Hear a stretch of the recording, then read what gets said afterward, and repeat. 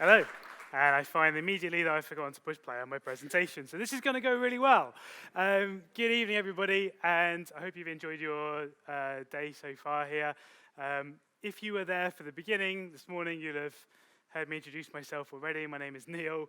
I'm a science presenter here in the UK. I have a show for you today that is, I could say the word special, but it's a one-off. It's only for here, because it involves Scratch. And I am not a Scratch user. But I really wanted to try and put something together that would be relevant for today. So I've combined some of the normal demonstrations that I would do with something actually related to Scratch. Now, has anyone actually read the description for what the show is about? Like, no, I could have done whatever I wanted to, couldn't I, really? Okay, great. So we are going on an adventure. And in fact, I'm not totally in costume yet, so I'm going to have to put these on, because this show for today is Scratch Cat and the Code of Doom. Or Ooh! So I don't really own an Indiana Jones costume. This is about as close as I can get to it. Technically, that's a cowboy hat. But, you know, I get into character. The idea is that we are going to go on an adventure, Indiana Jones style, using Scratch. And in true adventure style, it will need some of you to be the brave explorers. Now, some of you might want to come and take part in the hot seat over here. If you do, you'll need a little support team as well. There could be somebody you know. It could be somebody who's just willing to help you from the audience. If that sounds like you're kind of a nightmare, I would understand. In which case, sit tight where you are, and you don't have to take part in anything. In fact, if nobody volunteers, we can do it without anybody. It's very possible. So I say, you're about to see my first real Scratch project. So, yeah, let's see how this goes. Right, hang on. I've got a new computer at the same time, which is really complicating things. So here's my Scratch project. So thank you. So let's just see if I know how to make this work. I think I've got to push the green flag. Is that right? Yep. Okay, thanks. That's the level, yes. Okay, so I can at least get rid of this. Hang on. There you are. Two green buttons in one day. Right. So what this is going to require is two things before we can get going. So we are going to need somebody who would like to come and play this game sitting here. Now, this is a point-and-click adventure. So all you have to do is move the mouse and click on things, ideally very slowly. If you go to, it's quite a hard game. If you go too quickly, it's not going to happen. At the same time, I need someone to play the role of the villain, because we're going into a temple to recover an object that will be locked away in this safe. Now, this safe needs to be locked with a code, and it's important that no one else in the room, apart from myself and the person playing the villain in this case, knows that code. Now, as a villain, you need to do one thing, and that's come up with a 4-digit number. So it's not particularly hard. The best thing for me to be actually to volunteer somebody else, because if you know somebody who you think is particularly villainous kind of underneath somewhere, that's what someone down here, okay, that's kind of what I'm looking for, especially someone that likes 4-digit numbers. You wouldn't normally put those two things together, but, you know, suspension of disbelief here. So do we have somebody who is villainous and likes 4-digit numbers? You pointed at someone down. You do. Okay, brilliant. I thought you had that look about you that said that. Okay, do you want me to come down to you, or do you mind coming up here? Okay, you're going to come up here. In which case, we should give him a little round of applause.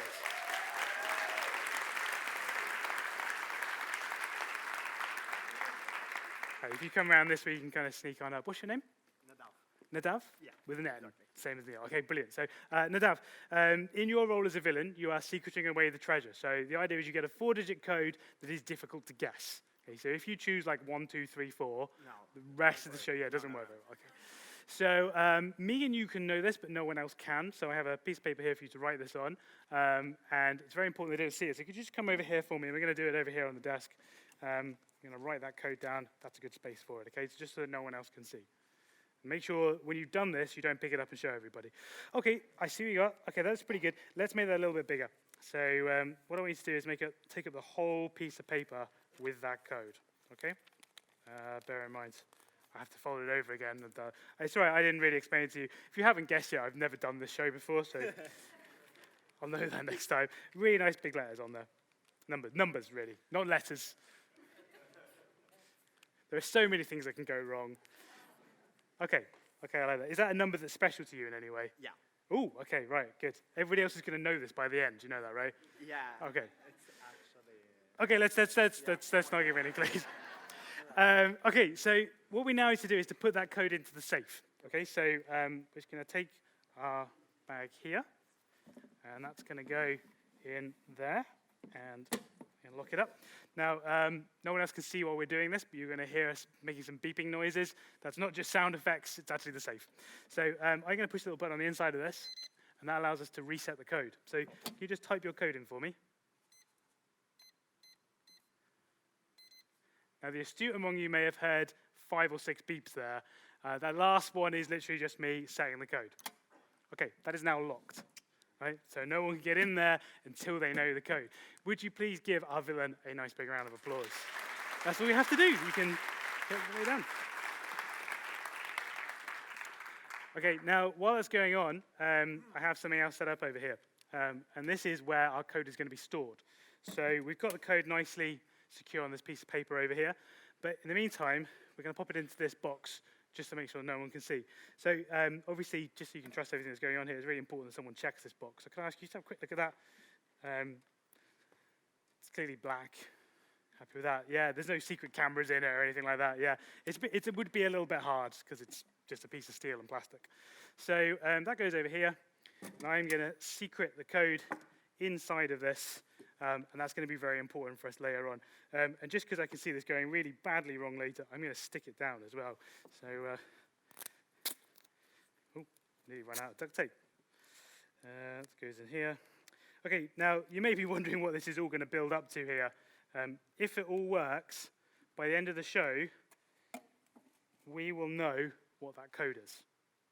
I say we, I already know. Okay. Okay, that's going to stay up here. If you just keep an eye on it, that would be great. It's not going to go anywhere. Just sounds like a magician if I say something like that, doesn't it? Okay, so we have our setup ready, which now means that we need our first intrepid adventurers.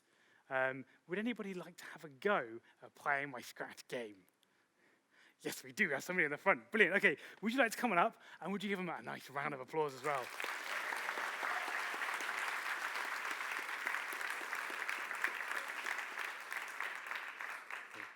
You've even seen some of what I've written, which is great that you're still willing to volunteer. Let me give you this chair over here. That should be a little bit better. Yeah. Okay, so what's your name, by the way? Karen. Karen. With a K or with? A K. With a K, Karen. Okay, so everybody else, this is Karen. Now, what Karen doesn't realize... 2 rounds of applause. That's roughly equal to me so far. So your job is actually quite dangerous. There is a possibility that you're going to die. Sign a waiver? No. Yeah, that's a good point. My insurance doesn't cover that, so if you can avoid dying, that'd be great. What I really also need for you is some support. So do you have anybody back in the audience who might be able to help you out? No, he's looking at Philip there. And not sure. Okay, in that case, you have the whole audience to help you. Yeah. However, we'll limit you to asking the audience only twice. Okay? So that's more, everybody else only gets once. Okay? So I say everybody else because I'm expecting you to die. So if you're sitting here thinking, oh, I can do this, then this is your chance. Okay, so without any further ado, hopefully you can sort of guess how to use this. This is basically like a show and usability testing in one go. So, and just to prove, you can actually see that I'm actually writing this on the Scratch website too, just in case you think I'm cheating here and using something like Unity. Right, Cal, when you're ready, click ahead. Okay, so we are in a jungle, which is kind of what we'd expect, or a forest, or maybe just some weird mix of castle and forest. And we have to get our way through these doors, first of all, to fetch the treasure back from inside this fortress. So what is our first action going to be here? See if if it's booby-trapped. Okay, yeah, see if it's booby-trapped would be a good idea. Yeah, there's a good chance that someone's going to try and stop you. Okay, now I did say that it's important you don't click anything here because you might just click the wrong thing very quickly. So in this case, I say it's fairly safe to click away. So go ahead and tell us what you're going to do as you go. So you're going to go for the trees. No, the door knocker. Oh, the suspicious-looking sign on the top. Excellent. So maybe this. Yeah, well done. This first part is my homage to Shadowgate. If anybody played Shadowgate on the Nintendo Entertainment System in the 90s, there's an impossible first puzzle where you have to click the right brick to move on. And there's no reason why you have to do it. But Karen, you got past that straight away, which is brilliant. So the game maybe is a little bit easier than you think it's going to be, isn't it? Okay. So Yeah. I'm allowed to continue? Yes, you can continue on. Yay.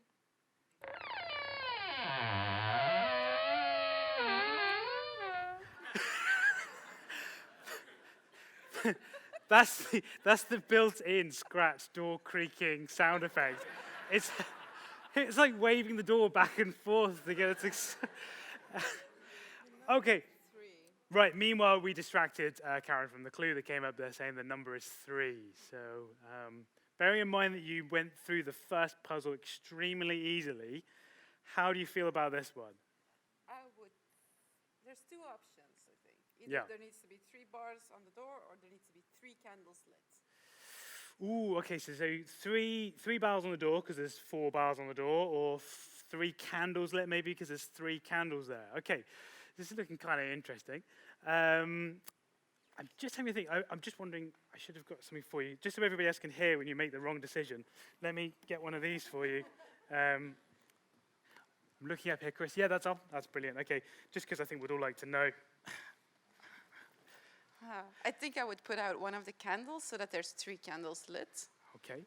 Right, now do you want to ask the audience at this point? We gave you 2 goes, see if we get some help from the audience before you make your decision. What would you like to do? Yeah, I'm calling in the audience for Okay. a favor. Does anybody else want to volunteer some information here? No one's putting themselves forward. Okay. Oh, a possible go from here.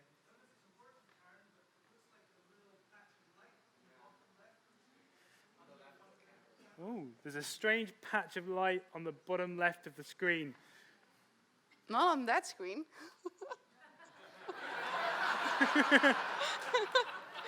Thank you. I think that might have been where I maybe knocked my hat against the screen earlier and left a mark on it, which we shouldn't have pointed out that much. It's probably quite an expensive screen. Okay. That wasn't very useful, was it?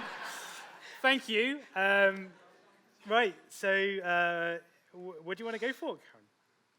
Oh, I'm gonna die. I'm gonna put out a candle, but which one? Eeny, meeny, miny, mo. Oh, she's gone for the third one from the left, which is interesting. Okay. That didn't, it clicked. If I click the door, will it die? Okay, now there's a problem of something's happened, but not what you thought it was going to happen. Which probably means I should have thought about this game a little bit harder. You're going to have to do something else. I mean, you're allowed to give up, by the way. If you want to go and sit down, that's fine. And then I just have to sit here and play it on my own, which is nowhere near as interesting for everyone else. I'm just gonna click the door, and if I die, I die. Okay, go for it. Yeah, nothing's going to happen. Yeah. Okay. 3. Will you do anything? Oh! I'm dead. Oh, can you please give Karen a big round of applause? Thank you. Thank you. So Karen got past the first step, which is actually pretty impressive because I didn't expect anyone to get past the first bit, so good. So in my role here as Dungeon Master, effectively, it's up to me to give the next person a clue. So before you leap out of your seat and throw yourself into danger, let me try and give you a clue. And the clue is going to come from computer science, because this problem is going to be one of counting. The clue said that we have to get the number 3, but didn't really tell us anything else apart from that. And this might be a problem of how we count. Because in computing terms, we normally only really count in ones or zeros, which is what we would call binary. Either something is on or off, or so on. Now, this comes down to the problem of computer circuits, just being electronic circuits. So you can either turn something on, and your current flows, and you get a light bulb turn on, or it's off, and then nothing happens. That means everything inside the computer is going to be ons and offs. So for us to get past this clue, we have to learn to think like a computer. So we have to be able to think in binary. Bear in mind, this show was designed for children to begin with. So for those of you that don't know, which is probably none of you, this is 0 in binary.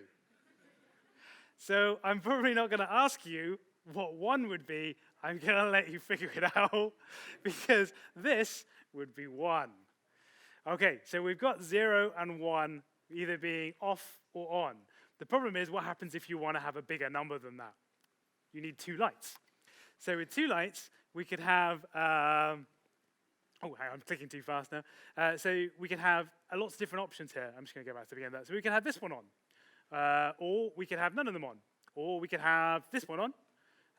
Or we could have both of them on. So we've got 4 different possibilities here, which means we can give them different numbers. We could call this 1, we could call this 2, and we could call this 3. Actually, just to map that out a little bit better, that would look like this. Okay, so you've got 0 here, 1 here, we'd call this 2, and this would be 3. Now, this is not that different to how we would count normally. If you think about numbers like this is counting in base 10. We would have our units over here, our tens over here, our hundreds over here. And so that's the same kind of thing for us in binary, except that instead of having units, tens, and hundreds, we have something else. Because when you run out of units, if we go up to 3, 4, 5, 6, and so on and so on and so on, there comes a point when you run out of digits. So you end up starting a new column, your tens, and you put a 1 there instead of a 0 back where you were. This is how binary works. So again, if we keep going further and further up, we run out of digits. So let's have a look at what to do in terms of binary stuff here. We've got our 1s, and we have 1 or 0 here. And when we run out of numbers, we have to put 1 over there. So that's going to then be our 2s. So now we have 2. So to make 3, we have a 2 plus a 1. Okay, so nice and simple. Probably slightly overdoing it at this point.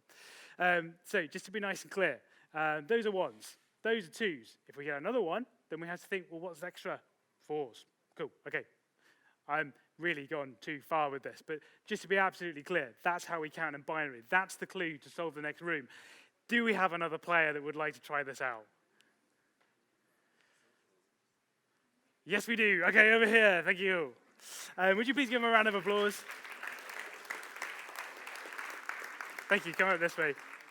Surprisingly, I thought there'd be loads of people that would like to play until I realized that, yeah, I've made it really hard. My friend gave me the idea. She got this bro. Oh, okay. She knows what his Okay, answer is. that's good, because to be honest, if you don't get it, I don't think anybody else is coming up afterwards. Oh, okay. Terrified. So let's press the green button. No, the green flag. Yeah. And we're back at the beginning again. Okay, so hopefully the beginning bit's now will be really easy for you. Please don't die on the first screen. I have to click on here to get a parrot, right? Yes, yep. So we click at the top. Brilliant. Okay, and we go through.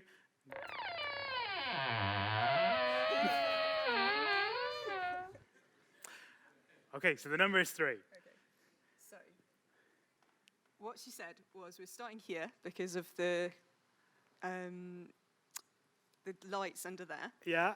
And because we want to count to 3, we want to click on that one and then on that one, because that would count us to 3. Don't laugh. Okay. Now, because I forgot to ask you when you came up here, you're meant to have a support team back in the audience. Okay. Do you have a support team back there in the audience who can assist you? Go on.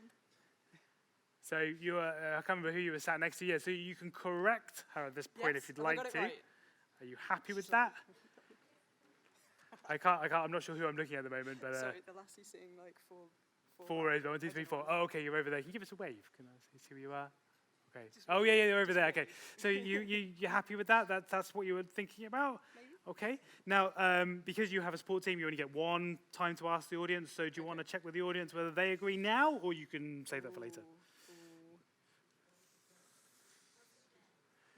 So just To repeat her plan, yeah. Okay, my plan was to click on this one here, first off, and then to click on this one here, because that would give us, starting from the left, which sounds counterintuitive, but we've got a patch of light there.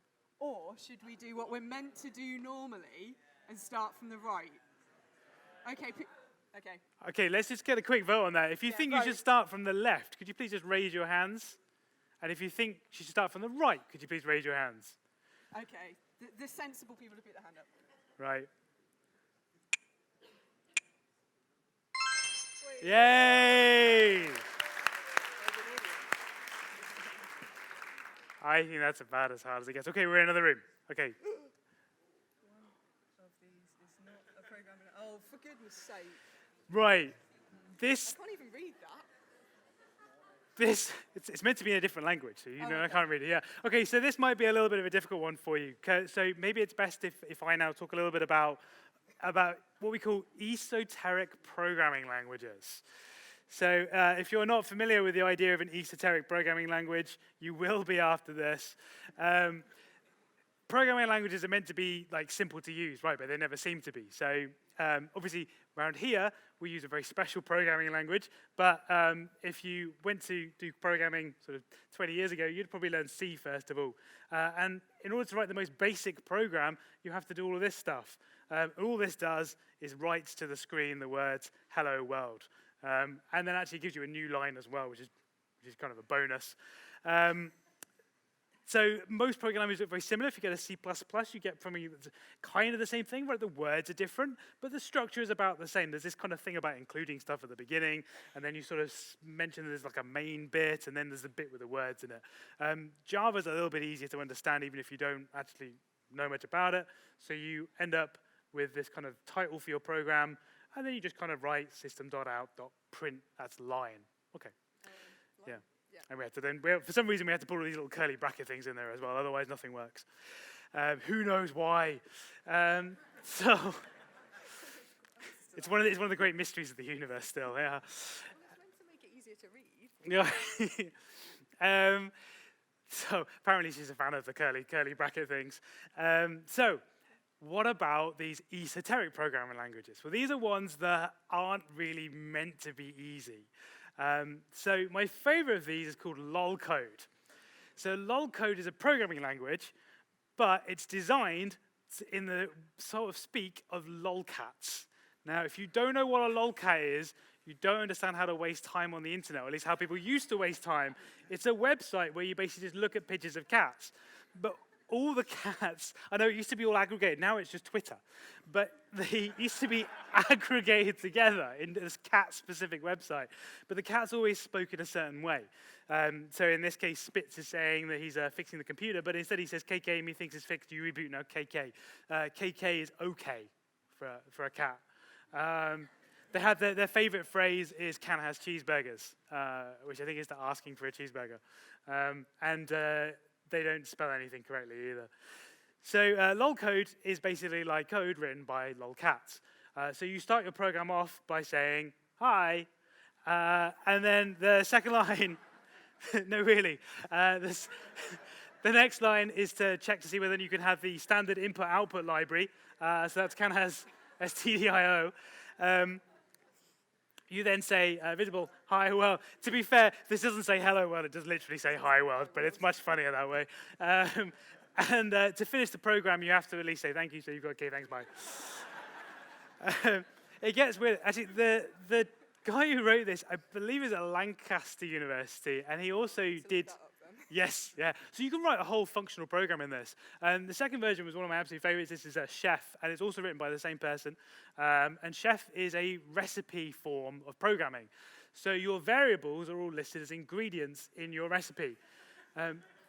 In this case, I believe these are either ASCII code or Unicode letters.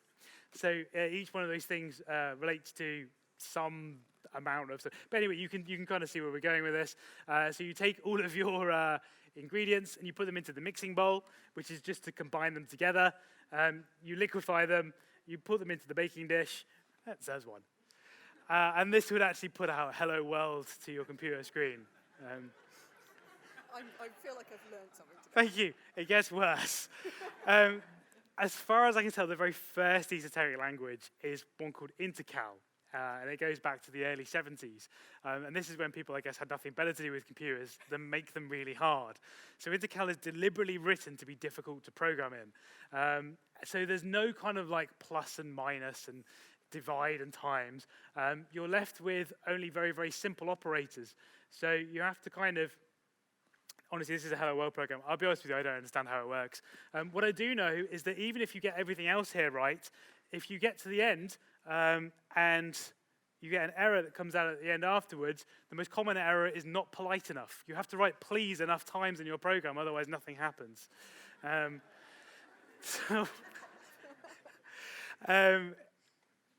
My all-time favorite of these, in terms of like the difficult programming language, is Whitespace. Whitespace is entirely written in spaces, tabs, and carriage returns.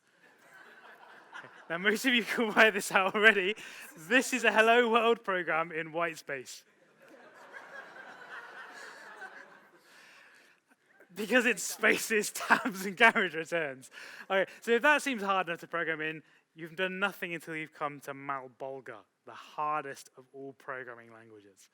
Malbolga is so difficult that it was named after one of the circles of hell in Dante's Inferno.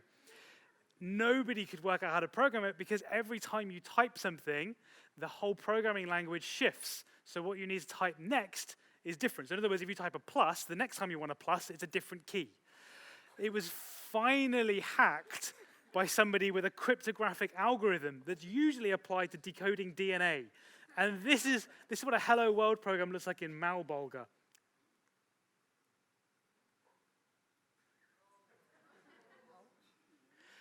This doesn't even actually write Hello World. The capitalization isn't in there either.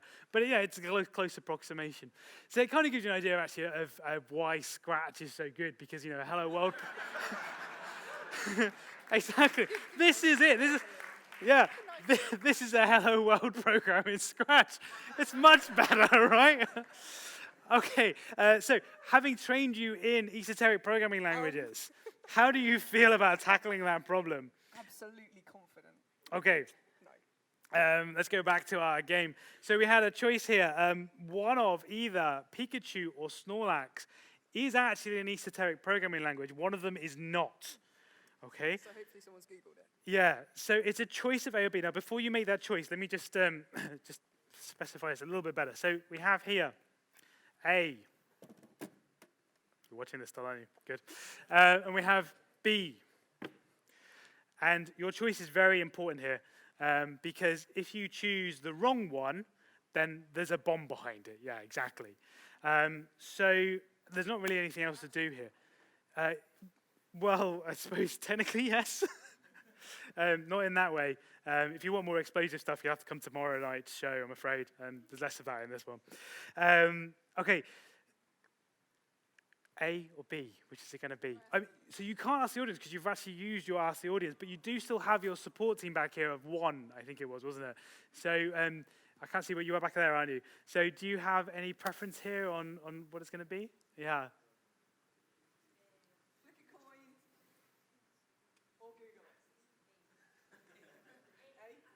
You think A? You think, have you Googled it? You want to go for A? So just to be clear, A is the one that's not a real programming language.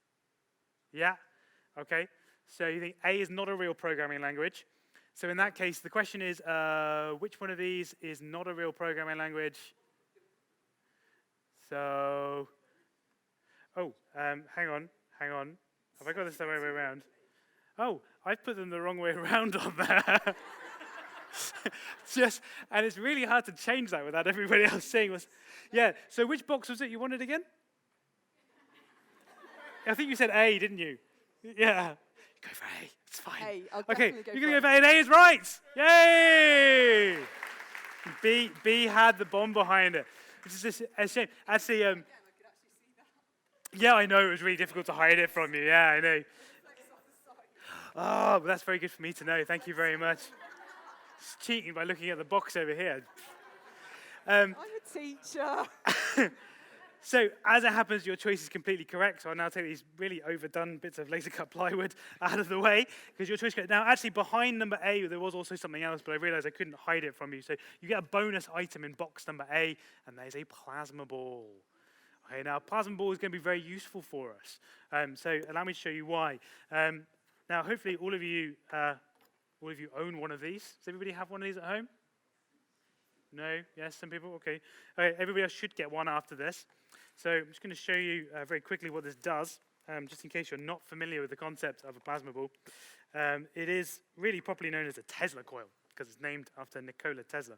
There we go. Ooh, yeah, thank you. Yeah. Okay, you'd be more impressed about this if you were a child. Now, these are very, very useful to have in school, and because you can demonstrate what people can do with this. So, and actually, would you mind just coming up and having a little try with this? So you can pop the microphone where it is. It's fine. So, have you ever actually touched one of these before? Yes. Okay, brilliant. So, in that case, you're going to be used to what happens when you do. Yep. So, in your own time, just pop your right hand on the lightning ball over there. Yep. Okay, great. Happy? Yeah, that was less painful than I thought it was going to be. No, it's okay.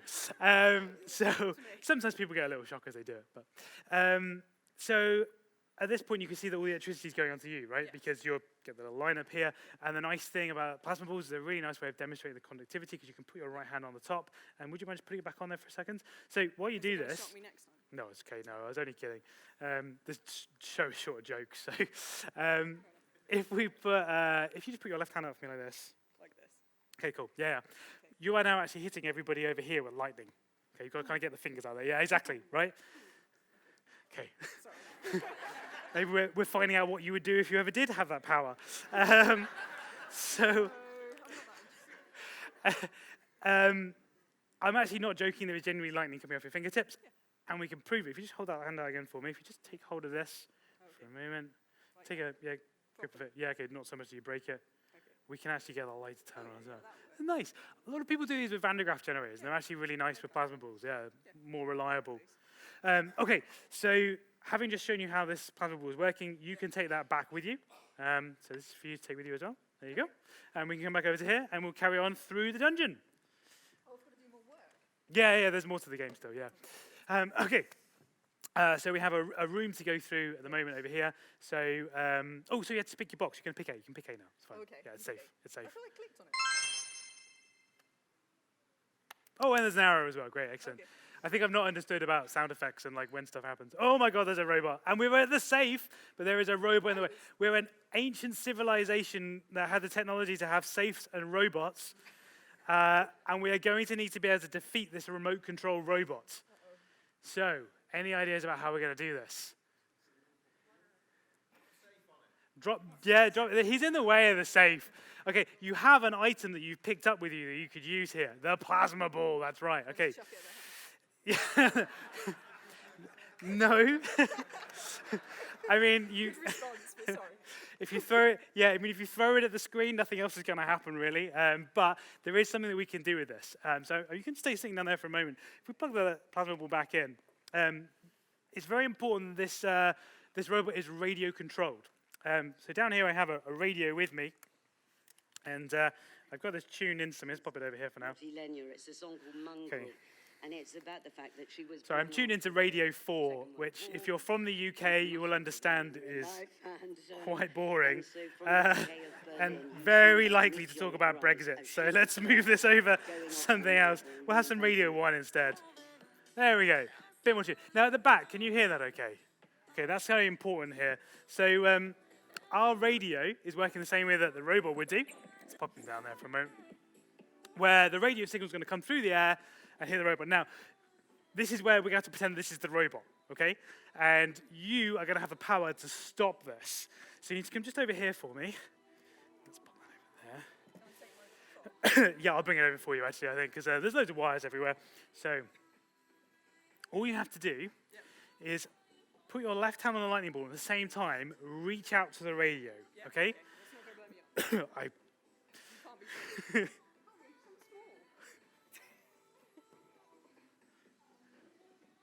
That's close enough. You should be fine. You'll be fine. You've got it. Don't worry.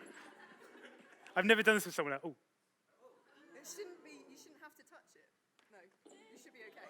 Because you should be able to do that, because it's like a robot. exactly. She's completely unimpressed. But either way, magical, amazing. Thank you. Hello, the first time I saw that, I thought it was incredible. Right, okay. So the robot is useless without his powers. So you've managed to defeat him. Right, we're doing pretty well here. So, We've still got a safe. right. So now we have a problem. So do we have a way into the safe? I need to remember who it was in the audience and pay them a significant amount of money. Okay, that may work too. He's like, yeah, that's going to work. There is another way. Okay, and this is where I'm going to step in. Break it. Yeah, well, I'm going to help you slightly here. So all of you were given the tool, actually, when you came here in order to get past this. And you were given that when you were... actually, that's a good idea. The wireless access code could have been the code, which would have explained a lot. But no, it's not. Yeah, you're given a Raspberry Pi, exactly. So you can... you have used yours already. Oh, okay. So mine is, actually, I'm not using the Raspberry Pi I was given today because obviously I did actually do some preparation for the show. So my Raspberry Pi is over here. And this is a Raspberry Pi Zero, or the cute Raspberry Pi, because it's really tiny. So this one's got the camera module on it. And I'm just going to load up the camera so we can all see what's going on here. So let's just bring the camera up. Now that is in another window over here. It's very slick. Watch this. Wow, yeah. Oh, no login. There we go. That's the wrong finger. There we go. It didn't used to be a problem. Oh, and here's my camera. Okay, so we've got a nice view now of the beautiful audience. There they are. I'm burrowing them up because we're coming towards the end, and I don't think it's not been that good yet. So here they are. Now, yeah. The camera that I put on here is a special camera. This is the no infrared filter camera on the Raspberry Pi. So this does some pretty cool stuff. It does mean you have to be very familiar with invisible colors. So is everybody here familiar with invisible colors? Generally, we're Because it's a perception. okay, so this is the problem with doing this with teachers, is they keep correcting you and everything. But yes, you're right. Technically, all colors are visible, but just not to us. We get things like... No, you're completely right. It's fine. So we get things like ultraviolet light. It's one of my favorite things. Well, you're going to know this already. Highlighters in school are actually fluorescent. That's why they're called fluorescent highlighters, and they look absolutely rubbish. I was going to see if I could draw a scratch cat, but I immediately drew the wrong one. I'm just going to draw a little smiley face on here. So when you get UV light on them, it's kind of there. Yeah, you get the idea, yeah. So the point being is that the light is invisible until the ink changes it to yellow, and then we can see what would previously be invisible. It's not so good. Infrared on the red side is much better for this. So most of you will probably know the little trick you can do with a remote control. Do you all know this? So I presume everybody's got a remote control for something, especially if you're programming robots. Anyone ever done that thing before where you've got the light on the front and you sort of put it at your face and you push the buttons to see if there's a light will come on? Out of interest, could you just put your hands up if you ever did that any time sort of since you were a kid, sort of up to being an adult? Have you ever sort of, yeah? I mean, me too. Yeah, it could be really dangerous. But luckily it's okay. So just a quick test for those of you who haven't seen this before. If I just push the button, can you tell me if you can see the light flashing on and off here fairly fast? Okay, good. No, it's just a quick test. Obviously, if you're a human being, you won't. But anybody that's here secretly as a robot would have answered yes to that question. Because any camera will see this stuff, right? So if I bring the camera, I'm just going to bring it around over to me now. Here we go. So here is a remote control. And if I just put it into the camera, we hopefully will see. It's neat, isn't it?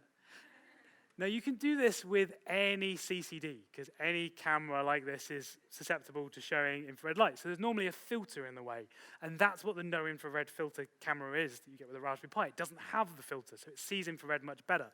But we can go one step further with this. Now, I'm going to need your help for this, okay? So you're going to be the camera person. I'm not sure if I'm qualified for that. It's pretty easy. You're basically just going to have to line the camera up to the right place when the moment comes. Because I want to show you something nice and cool. And this took me years to realize how simple this should really be. Now, there's not enough infrared light in this room to make this work really well. And you can tell that because if I just take my visible light filter and just put it over the top of here, you should be able to see that there's very little going on in this room right now. So can you just point it towards the audience slightly? Yeah, it sort of rotates on the top. There you go. And you see as we go, if I put this filter in place, it just looks like a black piece of plastic, which is pretty much what it is. You may notice there's a little bit of light showing in the top right corner for you, somewhere over there, which is the doors, because there's a little bit of infrared light leaking through from there. If I just bring this light on over here and do the same thing, we can now see the guys in the front row. Hi, guys. Now I'm distracting you from looking at the box. So he's still looking at the box. So this is purely because we're putting infrared light on them. Okay. Now this is your job. Is basically to hold that there and rotate the camera round to the box. Right now? Yeah.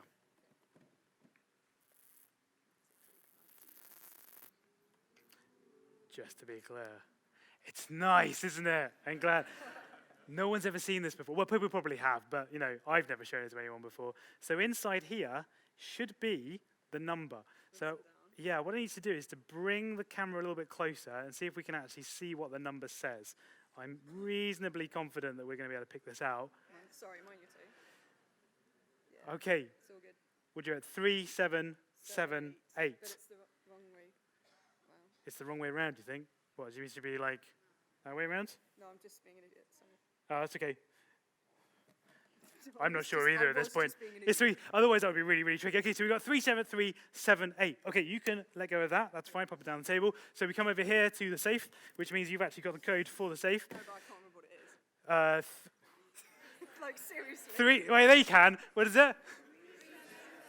3, 7, 7, 8. It's really hard when you're standing on the stage to think of anything other than, oh my God, everyone's looking at me. Okay, then push the button number A, and if it's right, it'll give us a nice little beep beep. That's good. And then open the safe up. And on the inside is the treasure that we were keeping. Yeah. You nearly got this right. There's nothing, it's in the screen, so we have to come back over here. Okay, come on over this way, because obviously it's not real. Oh, I thought it was gonna be like chocolate or something. Oh, that would have been a really good idea. Right, okay, never mind. Next Okay, time, next time. we have got...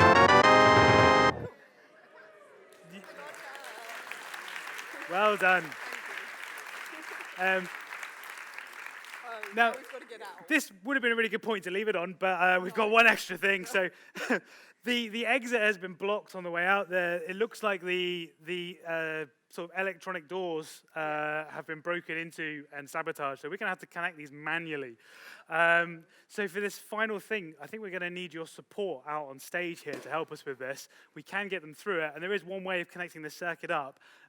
Where's your support person? Were you right coming up to help out as well? It's a very easy thing to do. Yeah, okay, good. And let's get our villain to help us out as well. Would you mind coming back up here? Yeah, would you mind just coming back up here as well? Brilliant, okay. And yeah, you can say no as well. You don't have to come out, okay. Send someone else. Yeah, we've got to come in. Would you give them a round of applause for coming out as well? Okay, so come up on this way. So this is my last kind of thing to share with you. It's my favorite thing you can do with electronics. It does have to come with one or two caveats. We can explode something, but only by accident. We can bridge the circuit here using people. Okay, now we did that earlier using the lightning bulb and the fluorescent bulb, but we have another way of doing it as well. So the circuit we're going to try and actually connect together would be the door circuit in the game. That would be pretty boring if we tried to listen to it. Okay. So I'm just going to cheat and use some music instead. So let's have. I'll go from this side to this side. So I think if you want to pick the music, it's up to you. Do you know? Really cheesy, something really cheesy. Do you know any of those? No. Okay. How about any of that? Not going to be any better. I know that one. Okay, go for it. Just pick it, yeah? Yeah. Oh no, that's not the right one. This one. Okay. Well, this is a good choice. All of my music is cheesy, which is really useful. I don't know if anybody is going to know this. Obviously, it's very quiet on here. It is Milo Bala Hell, yeah. Okay, so the first step to be able to actually get this signal across in kind of a way of joining up these doors would be to plug in the phone into an amplifier. This is to increase the amount of electricity we have, or rather to increase the voltage of it. So let's have a look. Oh. So obviously it gets a lot louder at this point. So the next step is that we're going to we're going to plug in some headphones, and they go in here. Okay, now the music hasn't actually stopped at this point, right? So the music goes down this cable. Now, obviously, those of you who are used to robotics and things will be comfortable with the idea this is an electrical signal going through here, but pretend to be a child for a moment. This is like magic. The only thing is this is not a pair of headphones. This is just a bare cable on the end. And for the only time ever, this is a good time to actually touch a bare cable with your hands, okay? Unless you've got a makey board, in which case this is kind of similar. So, brilliant, okay. Now, actually, I want you to just touch the very top pin. So why don't you just take it off and just put your finger on the very top like that, okay? So, brilliant, okay. Now, all of that music is on you. So you've got to do something. Yeah. Can you hear anything, by the way? No. Okay, that's good.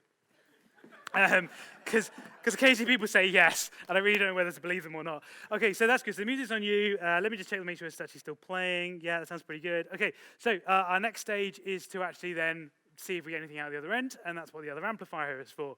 Now, I don't want to give anyone the wrong impression. It can be really dangerous to do something like this. So if you decide that you want to have a go with doing this, maybe you want to do it with some kids in your classroom, please do try and test what you've got coming through there first. It's a simple check, and don't test it just by like licking it or something.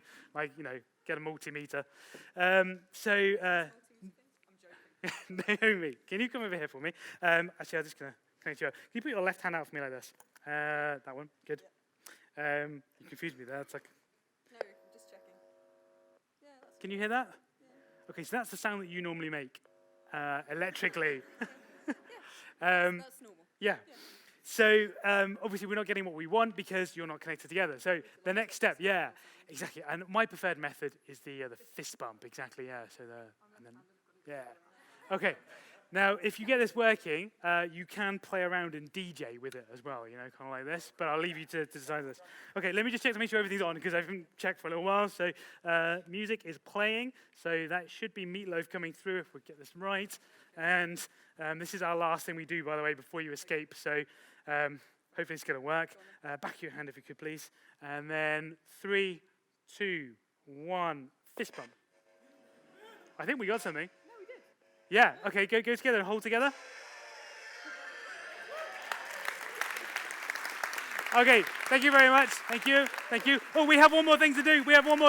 And that is to click on the exit. And on the exit sign, actually, yeah, because I couldn't make everything aboard. Yeah, there was a button. And you have escaped. You please give Naomi a big round of applause. Thank you very much. Thank you.